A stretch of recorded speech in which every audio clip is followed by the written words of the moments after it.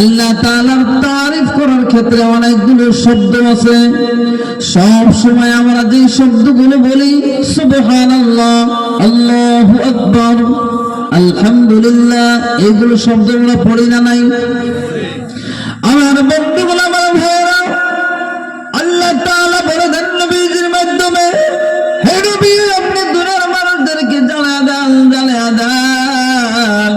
যেই মানুষগুলো অন্তর থেকে মুহাব্বতের সহিত একবার কেউ যদি সুবহানাল্লাহ বলতে পারে, একবার কেউ যদি আলহামদুলিল্লাহ বলতে পারে, একবার যদি মুহাব্বতের সহিত কেউ আল্লাহু আকবার কেউ যদি বলতে পারে, আল্লাহ রাব্বুল আলামিন বলেন, ও নবী আপনি দুনিয়ার মানুষদেরকে জানা দেন, দুনিয়ার মানুষ যেন জানতে পারে যে ওই সমস্ত মানুষগুলোর তাম জীবনের গুনাহ আমি আল্লাহ মাফ করে দিলাম। সুবহানাল্লাহ, নারায়ে তাকবীর।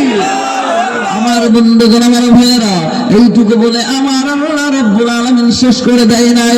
নবীজি সাল্লাল্লাহু আলাইহি ওয়াসাল্লামকে বলেন, হে নবী আপনি জানা দেন দুনিয়ার মানুষদেরকে, আপনি শোনা দেন। কি শোনা দেবে? এক ব্যক্তি যদি মুহাব্বতের সহিত একবার সুবহানাল্লাহ যদি বলতে পারে, আলহামদুলিল্লাহ যদি কেউ বলতে পারে, আল্লাহু আকবার যদি কেউ বলতে পারে, ওই ব্যক্তির জন্য জান্নাতের মধ্যে একটা গাছ লাগিয়ে দিবে। সুবহানাল্লাহ, সুবহানাল্লাহ বলার দরকার আছে না নাই?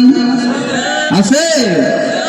আপনার দেখা দেখি আর একজন যদি সুবহানাল্লাহ বলে, ওই ব্যক্তির আমলনামায় যতটুকু সওয়াব আল্লাহ লেখা দেয়, সেই সওয়াবটুকু আপনার আমলনামায় যোগ কইরা বাড়ায় দেয়। সুবহানাল্লাহ।